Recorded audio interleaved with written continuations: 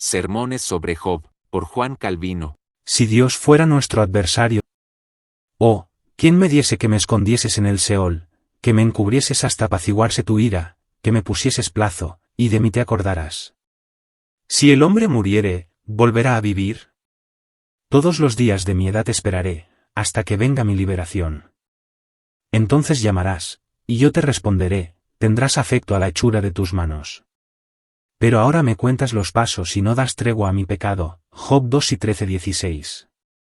El profeta Isaías, uno demostrando que terrible y que difícil es soportar la ira de Dios, dice que quienes la experimentan se contentarían con ocultarse en las montañas, deseando ciertamente que éstas cayesen sobre ellos. El Señor Jesucristo afirmó lo mismo. Ahora esto es para mostrarnos que no debemos ser tan estúpidos como somos, porque no sabemos lo que es tener a Dios contra nosotros.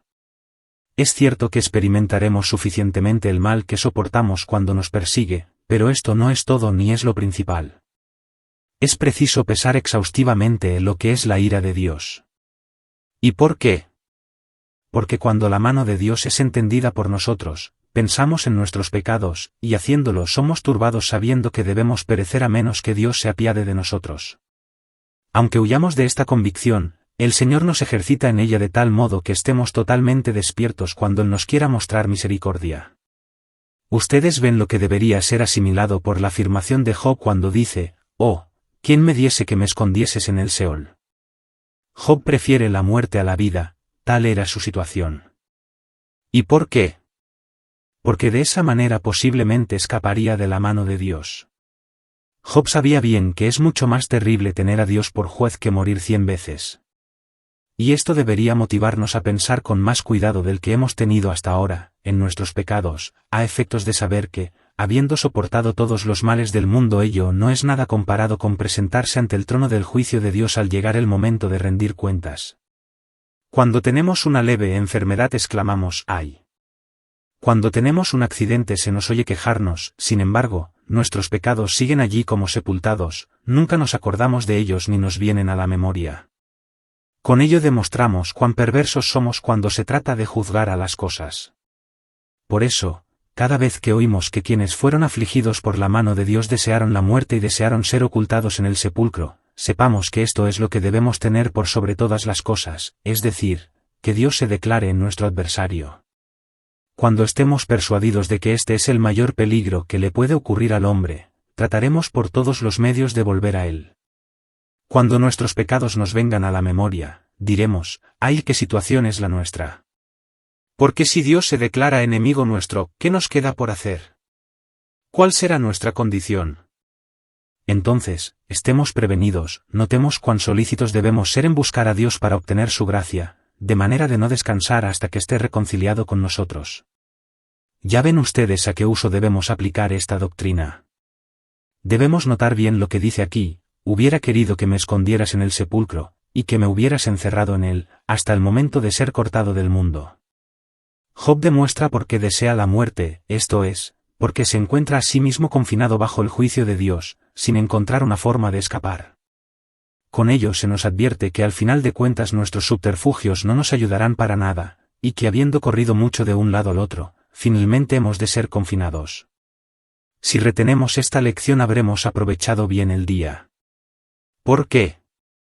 Aunque Dios nos amenace, se ha visto no obstante, que no nos cuesta nada creer que podemos escapar, según cada uno imagina esto o aquello, de modo que nuestra hipocresía es el motivo por el cual las amenazas de Dios no nos afectan tanto como ciertamente debieran hacerlo.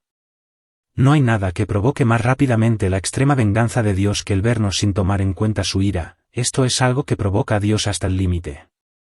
Aprendamos entonces, de lo que se dice aquí, que cuando Dios quiere presionarnos premeditadamente, no será cuestión de escapar de una forma u otra, sino de ser confinados. Por otra parte, si Dios nos da algún respiro y especialmente si nos muestra cómo obtener la gracia de su mano, usemos esa oportunidad. Acto seguido dice, ¿quién me diese que me escondieses en el Seol? Aquí uno podría preguntar, ¿no es acaso la muerte una señal de la ira de Dios y de su maldición? ¿Acaso la muerte nos ofrece alivio? ¿De qué nos aprovecha? En efecto, la muerte nos parece ser lo último y que Dios no podría ser más severo con nosotros que llevándonos a ella. Pero aquí Job ha pensado en la muerte sin la aprensión del caso, cosa que ya hemos declarado antes, y debiéramos recordarlo. En aquel momento Job estaba angustiado porque Dios le hacía experimentar su miseria. Consecuentemente piensa cómo librarse de ella. Al menos, dice, yo andaría en tinieblas, pero mientras tenga mi carne, como finalmente lo dice a modo de conclusión, mientras tenga mi alma dentro de mí estoy en angustia, estoy atormentado, no tengo sino dolor. Pero si Dios me quitara de este mundo, tendría un pequeño respiro, sería el fin, y como dijo antes, tendría su fin como un jornalero a quien uno ve descansar cuando ha llegado el término de su jornada, y cuando su contrato ha expirado. Aquí ustedes ven por qué desea ser sepultado en la tumba. Además, notemos que sabía muy bien que los hombres no dejan de estar bajo la mano de Dios cuando mueren, y que tienen que ser juzgados por Dios y experimentar su presencia. Job lo sabía perfectamente bien. Pero entretanto consideraba la miseria que lo oprimía, y se sentía como esclavizado a ella, de modo que no piensa en todo lo demás. Entonces, ya ven ustedes, cuando Dios persigue a un pobre pecador no tiene otra alternativa que decir, ay, tengo que ser irremediablemente encerrado aquí. ¿Debe crecer mi miseria hasta que finalmente perezca porque Dios me perseguirá siempre? El pecador no piensa sino en aquello que le resulta tan duro de soportar. Por ese motivo cree que la muerte no es nada para él, cree más bien, que le será una medicina. De esa manera Job habló deseando ser cubierto por su tumba, y quedar como encerrado en ella. Cuando dice, hasta que me pusieses plazo, y de mí te acordaras, demuestra como aún después de la muerte hay alguna aprensión, pero él creía que conforme era llevado y violentado tendría alguna tregua a efectos de tomar aliento. De modo que habiendo partido de este mundo no estaría en semejante turbación y la misma no sería tan dura y pesada como la que experimentaba aquí. Pero, como he dicho, Job no podía sino saber que aun después de la muerte tenemos que rendir cuentas. Porque dice, esperaré en el sepulcro hasta que me pusieses plazo, y de mí te acordarás.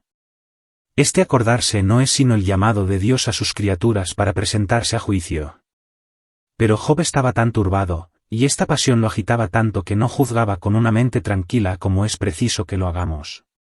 ¿Y por qué? Primero, porque mientras estamos en este mundo, ¿qué más podríamos anhelar sino que Dios se acuerde de nosotros? Porque si nos olvida, ¿qué será de nosotros? Pedro dijo, apártate de mí, Señor, porque soy un hombre pecador. 3 Efectivamente, pero debemos tomar el lado opuesto y decir, Señor, acércate a nosotros, porque sin tu gracia nada somos. De modo entonces, es necesario que Dios se acuerde de nosotros. ¿Y por qué? Para sostenernos y preservarnos, a efectos de sustentarnos y de tener piedad de nuestra debilidad y aliviarla, y para que pueda guiarnos con su providencia. Entonces, ustedes ven cuán necesario es que Dios se acuerde de nosotros, de lo contrario nuestra condición es sumamente miserable. Porque no hay nada que el hombre deba temer más que el ser olvidado por Dios. Este es un punto. Nuevamente, aunque Dios pueda sacarnos de este mundo, sin embargo, no nos olvida, aunque pueda parecer que lo haga, porque siempre guarda los suyos en sus manos y bajo su cuidado. Y en cuanto a los condenados, estos son mantenidos, como encadenados, hasta el día en que se ejecute la sentencia. Entonces ustedes ven que Dios siempre nos recuerda, y cuando las Escrituras dicen que nos ha olvidado, es porque en ese momento no experimentamos su ayuda, como aquel pobre hombre que está languideciendo y pidiendo que Dios le ayude, y que, al no sentir su ayuda, cree que Dios no le ha ayudado. Ustedes ven cómo es que se dice que nos ha olvidado, es decir, de acuerdo a lo que percibimos, y, sin embargo, Él nos recuerda continuamente. Es decir, Job estaba equivocado al suponer que muerto estaría como olvidado por Dios hasta el día final cuando Dios llame a todas las criaturas a presentarse ante el trono de juicio. Por eso Job no pensó en este cuidado que Dios tiene de nosotros como debía haberlo hecho, pero nosotros podemos verlo siempre y cuando estemos persuadidos de lo que he dicho, es decir, que Dios no deja de pensar en nosotros, aunque nos deje por un breve tiempo, de manera que nuestros cuerpos sean deshechos en la tierra y nuestra alma habite en suspenso esperando el día en que todo el mundo será restaurado. Más aún, mientras vivamos estemos totalmente persuadidos de que lo mejor que hay es que Dios se acuerde de nosotros. En efecto, aunque fuese para castigarnos. Si Dios se acuerda de nosotros a efectos de hacernos experimentar su favor, 4 En ello está todo nuestro gozo y gloria, según lo dicho en el Salmo 8.5, ¿qué es el hombre para que tengas de él memoria, y el Hijo del hombre para que lo visites? Somos tan pequeños como una sombra, no somos absolutamente nada, y sin embargo, Dios está dispuesto a tener cuidado paternal de nuestras vidas. ¿Y no vamos a reconocerle entonces una bondad maravillosa? De modo entonces que debemos tener en gran estima la misericordia que Dios nos muestra al acordarse de nosotros, incluso cuando nos hace sentir su bondad, pero, como ya dije, aunque nos castigue por nuestros pecados, aún así, tiene gracia hacia nosotros, porque de esa manera demuestra que no quiere que perezcamos, y que nos llama a volver a Él cuando nota que estamos en el camino de la perdición. Porque, ¿acaso no son todos sus castigos como otras tantas advertencias con las cuales nos llama al arrepentimiento? Entonces pueden ver ustedes cómo debiéramos apreciar más la gracia de Dios al acordarse de nosotros, y que nunca debiéramos desear que nos olvide. En resumen, esto es lo que debemos recordar de este versículo. Ahora sigue diciendo, si el hombre muriese, volverá a vivir todos los días de mi edad, o de mi dolor, esperaré hasta que venga mi liberación. Aquí Job muestra, mejor que antes, cuán atribulada estaba su mente, porque tanta era su angustia que no sabía cuál sería el fin de los hombres, si van a vivir o no después de morir. En efecto, a primera vista esto parece extraño, pero debemos notar lo que ya he dicho antes, es decir, que Job habla debido a sus tentaciones anteriores, a las que había resistido. Hay una gran diferencia entre ser completamente abatido por una tentación y experimentarla totalmente, ser sacudido por ella, y sin embargo, resistirla. ¿Qué cantidad de malas opiniones y fantasías vendrán a nuestra mente? Sabemos también que los hombres son engañados de muchas maneras de parte de Satanás. He aquí un pensamiento malvado que penetra nuestra mente es que debiéramos tener una gran desconfianza hacia Dios, como si dijéramos, ¿cómo sabe si Dios se acuerda de usted o no? ¿Cómo sabe si le ha abandonado o no? ¿Cómo sabe si es condescendiente o no para mirar favorablemente a sus criaturas humanas? Todos estos son pensamientos que atacan al hombre, y es a efectos de humillarnos. Al ver que estamos llenos de vanidad, necesitamos andar en el temor de Dios diciendo, pero, ¿qué es esto? Yo debiera dedicar todo mi conocimiento a glorificar a Dios, y aquí, parte de mi inteligencia es aplicada a semejantes pensamientos. Ciertamente blasfemias enormes vienen a nuestra mente. En consecuencia los hombres debieran estar en gran manera disgustados consigo mismos al concebir tales fantasías. Pero los creyentes rechazan inmediatamente esa clase de pensamientos, porque tan pronto viene el diablo para atribularlos de esa manera nos armamos con la palabra de Dios, hacemos un escudo de fe como lo dice la Escritura. Aunque, como dice San Pablo, 6 Satanás nos arroje dardos ardientes, sin embargo, estos no entran a nuestra alma para herirnos, sus venenos no nos afectan. Es cierto que Satanás nos atacará poderosamente, sin embargo, ese aguijón suyo no será mortal ni ponzoñoso. Entonces, hemos de rechazar todas estas malvadas fantasías al ser atacados así. Otros en cambio, son totalmente vencidos por ellas, y están tan equivocados que dudan de la providencia de Dios. Otros piensan que Dios los ha rechazado totalmente y que serán derrotados totalmente. Entonces, hay una gran diferencia entre una fantasía fugaz que por un tiempo viene a nuestra mente, y la cual resistimos, y una persuasión que penetra y se radica en nosotros. Es cierto, no dejamos de ser culpables aun cuando hayamos luchado contra todas las tentaciones de Satanás, y cuando las hayamos vencido, no obstante, aún no habremos llegado a un final completo, sino que debemos lamentarnos delante de Dios por no haberle glorificado tan perfectamente como debíamos. Sin embargo, Él acepta esa constancia cuando así resistimos al mal. Vean cómo lo hizo Job. Aquí relata todas las tentaciones con que fue atacado, y sin embargo, no fue vencido por ellas. En efecto, hay 3 grados que deben ser notados. Porque a veces vienen fantasías a nuestra mente y de inmediato las expulsamos. Algunas veces tendremos dolor y angustia, de modo que, sumidos en grandes problemas diremos, ¿cómo llegaré al final de esta tentación? Y, sin embargo, al final, cuando Satanás nos presiona con ella, Dios nos fortalece. El 3er grado es cuando somos totalmente abatidos y vencidos. En cuanto a Job, no solamente llegó al 1er grado con el pensamiento errático de preguntar si los hombres vivirían después de la muerte o no, sino que también llegó al 2er grado de la tentación.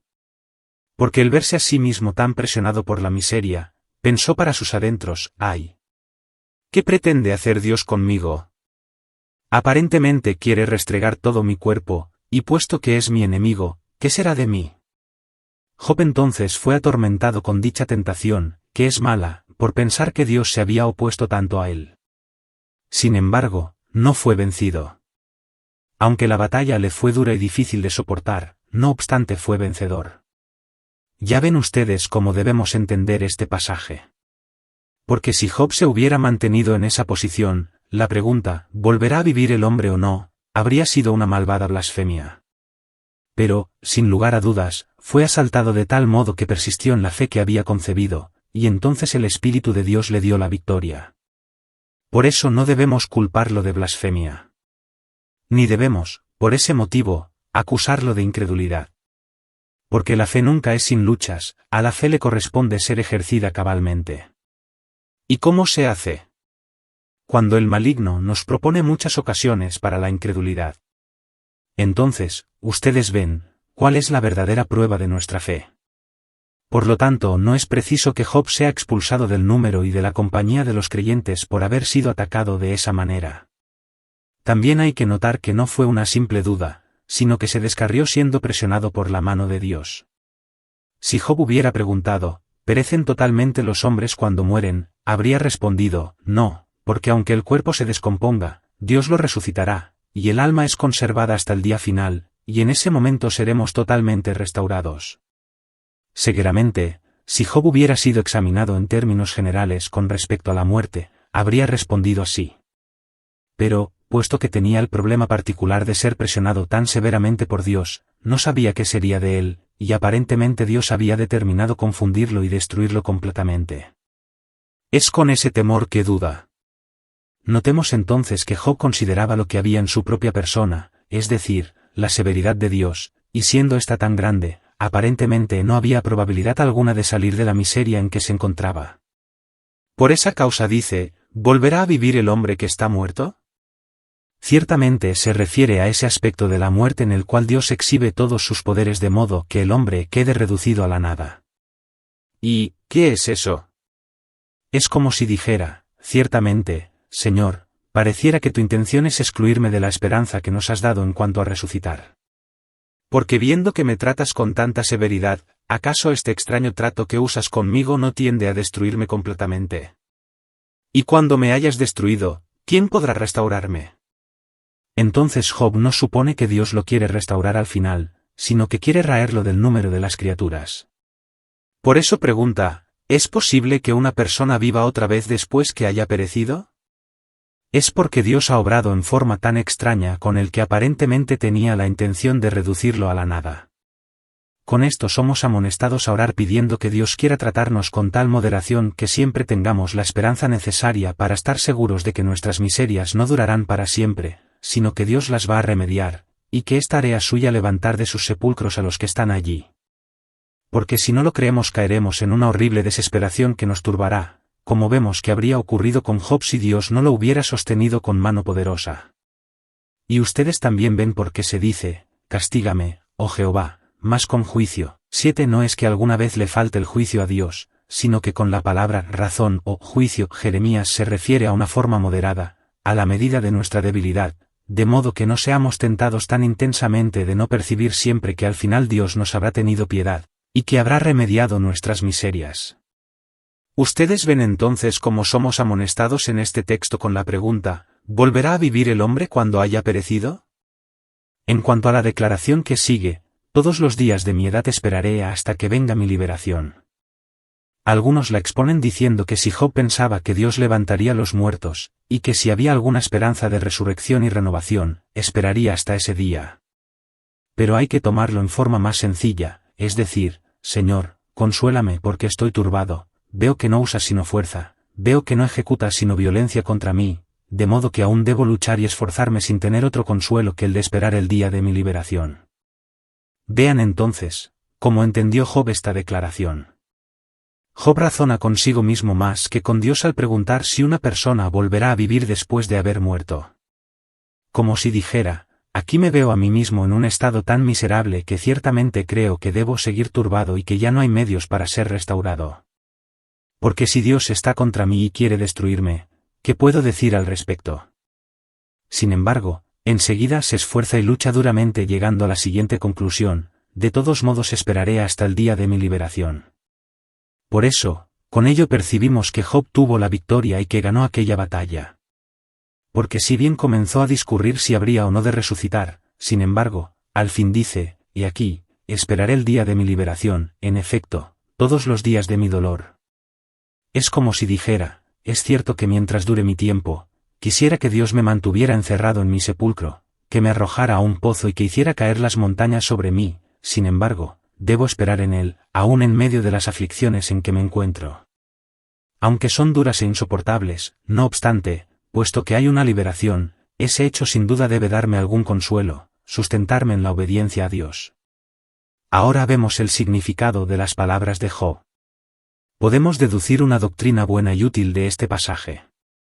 En primer lugar, siempre que seamos atacados por Satanás y atormentados por nuestros malos pensamientos, y especialmente, cuando haya alguna desconfianza que nos lleva a la desesperación, no debemos comenzar con estas disputas, sino concluir rápida y brevemente para encontrar nuestra solución en la verdad de Dios.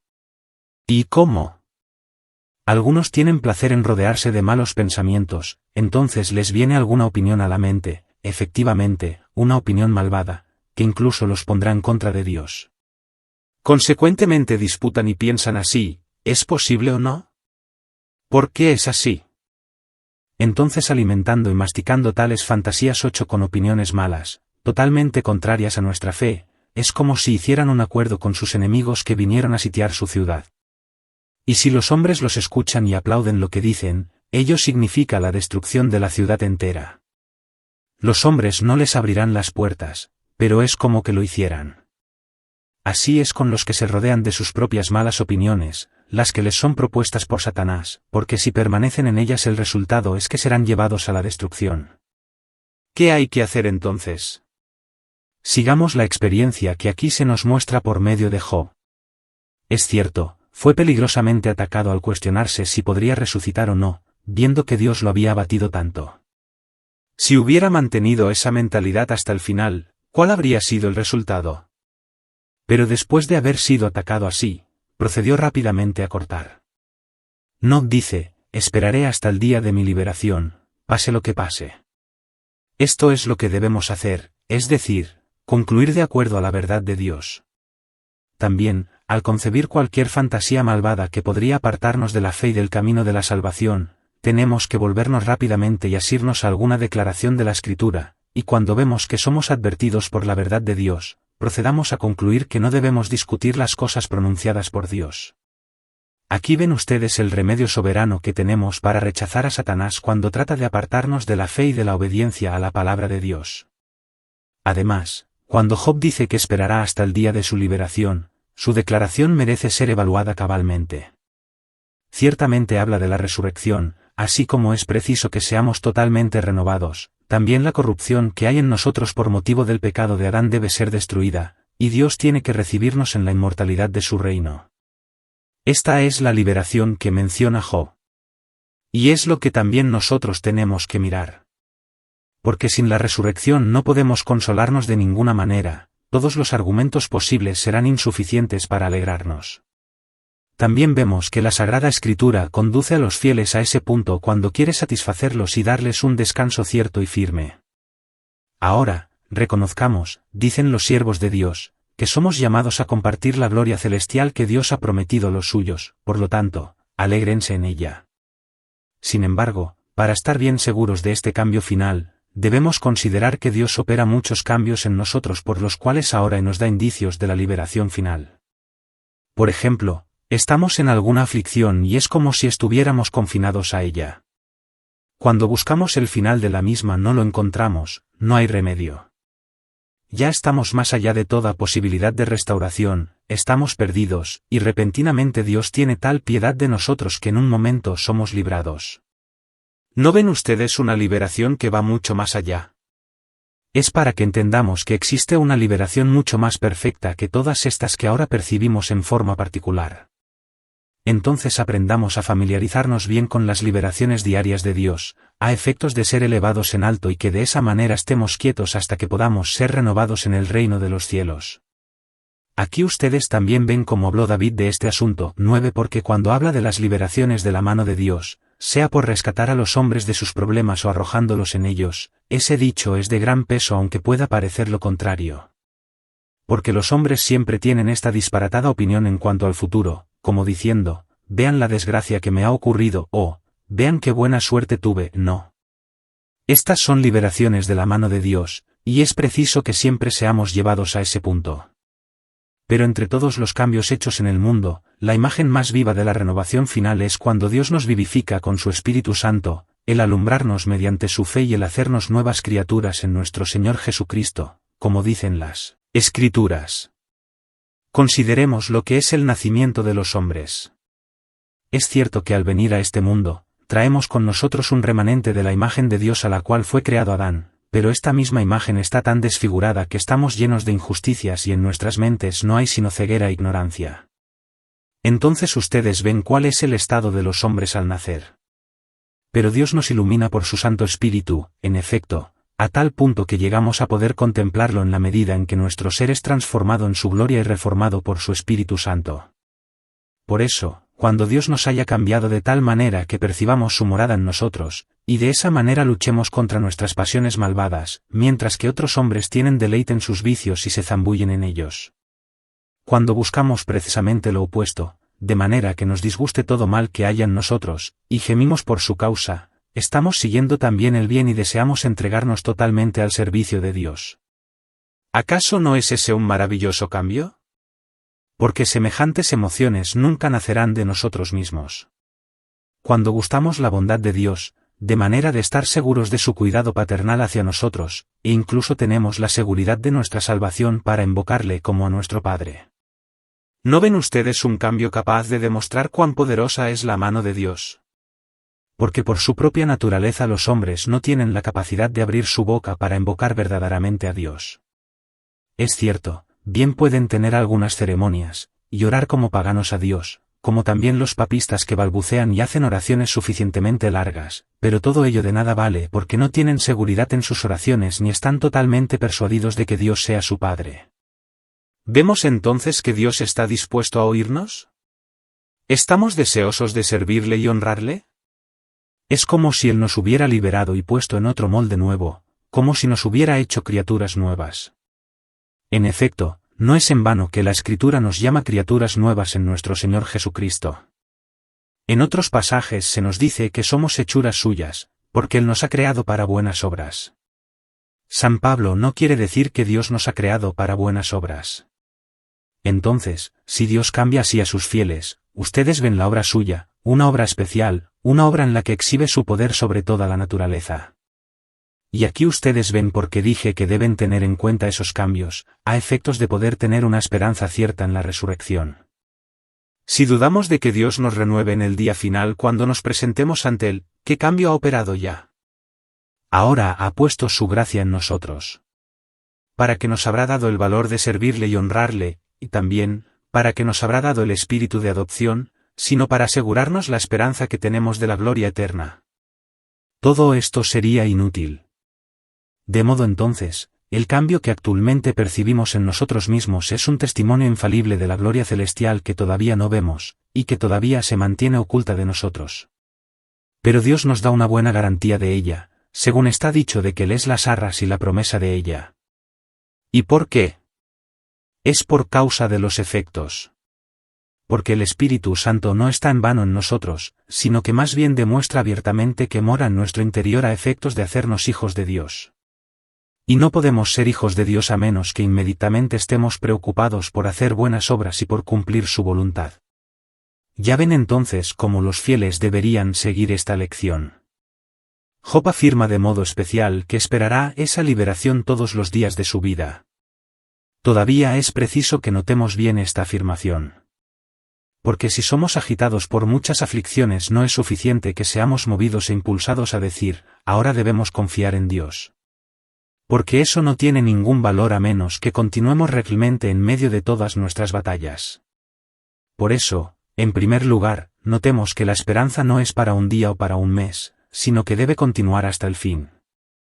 En efecto, cuando nos apoyamos en las promesas de Dios, Él nos sostiene con ellas, para que no desmayemos cada día, sino que, habiendo pasado algún tiempo, estemos cada vez más plenamente convencidos hasta que Dios haga las cosas que aún siguen postergadas hasta más adelante. Entonces ustedes ven que no aprovecha de nada haber tenido alguna buena emoción, haber esperado en Dios, a menos que haya perseverancia. Job lo expresa de un modo aún más claro utilizando la palabra lucha o batalla. ¿Y por qué? Porque quiere decir que no debemos venir a Dios según nuestra conveniencia, cosa que bien quisiéramos. Sin sufrimientos nos conformaremos incluso a vivir en este mundo, y de duplicar si fuera posible la duración de nuestra vida. Entonces, nuestro deseo es que Dios nos trate sin ninguna tribulación, y que nos agrade en todo sentido, y que nos obedezca en todos nuestros deseos. Vean ustedes qué bien pasaríamos el tiempo si solo podríamos andar a nuestro propio paso, si pudiéramos estar libres de tentaciones, y si no hubiera tristeza ni nada que temer. Pero se nos dice que debemos esperar todos nuestros días luchando. En las palabras todos los días se nos muestra que si el tiempo se detiene y nos parece prolongado, no debemos interpretarlo como una excusa para hacer el mal, ni estar apesadumbrados ni renunciar a todo en medio de la travesía, debemos en cambio, continuar hasta el fin. Con la palabra batalla se nos expresa la condición de la vida presente, que es la de ser únicamente peregrinos en este mundo. Debemos luchar, ser atacados de todas partes, estar en continuo peligro, ser tentados, una vez con cuidados, otra vez mediante algunas aflicciones, otra vez con algún peligro. Entonces, debemos pensar en esto. Sin embargo, entendamos también que debemos luchar contra las pasiones de nuestra propia carne. Y a pesar de todas estas aflicciones debemos esperar nuestra liberación. Ustedes ven lo que debemos retener de este pasaje. Ahora, para concluir, Job dice, entonces llamarás y yo te responderé, tendrás afecto a la hechura de tus manos. Esta es solamente una declaración más amplia de la proposición que sostenemos. Job quiere mostrar cuál es el cambio que ha estado esperando. Es que Dios tenga gracia de la obra de sus propias manos. Es cierto que algunos exponen este pasaje como que Dios aplastaría la obra de sus manos. Es una interpretación forzada. Entonces, solamente quiere indicar que soportará en quietud la demora de Dios hasta que, efectivamente, muestre que lo aceptará como criatura suya. Y es por eso que dice aquí, te responderé cuando me llames. Porque Job afirma que ya no huirá de Dios, ni retrocederá cuando Él le llame, sino que estará dispuesto a venir, en efecto, con su disposición pronta. ¿Y por qué? Porque sabe que Dios se revelará con piedad hacia él. En resumen, ustedes ven lo que debemos notar en este pasaje, y es que aún en medio de nuestras tribulaciones, cuando Dios aparentemente está disgustado con nosotros, y que ya no seremos reconciliados a Él, en efecto, cuando aparentemente ya no nos reconocerá entre el número de sus criaturas, cuando todo esto haya ocurrido, entonces habremos de luchar contra semejante desesperación hasta llegar a este punto de esperar la liberación por la cual gemimos. Vean entonces, cómo este pasaje debe incitarnos a ser consolados en nuestras adversidades y a orar pidiendo que Dios nos fortalezca de tal manera por su poder que, aunque sacudidos por muchos torbellinos, no por eso dejemos de seguir nuestro camino a Él, y que no encontremos obstáculos para acercarnos a Él, pase en el mundo lo que pase. Porque, si bien puede parecer que nos ha desechado y que se ha enojado con nosotros, no obstante, si volvemos a Él y le invocamos, Él nos responderá y confirmará la esperanza de nuestra salvación haciéndonos gustar su amor por nosotros, a efectos de que estemos totalmente persuadidos de 61. Ahora hemos de inclinarnos en humilde reverencia ante el rostro de nuestro Dios.